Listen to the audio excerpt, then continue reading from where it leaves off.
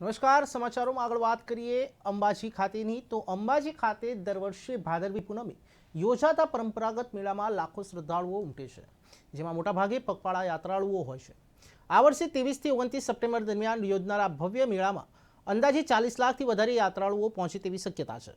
અંબાજી ખાતે આ વર્ષે યોજનાર ભાદરવી પૂનમ મેળામાં યાત્રાળુઓની સુવિધાઓમાં મોટા પાયે વધારો કરવામાં આવનાર છે, જેમાં સૌથી વિશેષ છે અદ્ભુત અને દિવ્ય લાઇટિંગ। સમગ્ર અંબાજીમાં લાઇટિંગનો એવો જળજળાટ ઊભો કરવામાં આવશે કે ભક્તોને ચારે તરફ માતાજીની ઝાંખી જોવા મળશે।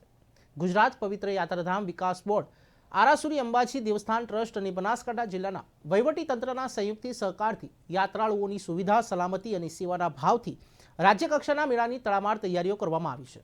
ત્યારે યાત્રાધામ વિકાસ બોર્ડના સચિવ આર રાવલે જણાવ્યું કે યાત્રાળુઓની આસ્થાને અનુરૂપ વ્યવસ્થાએ અમારો મોટો ઉદ્દેશ છે।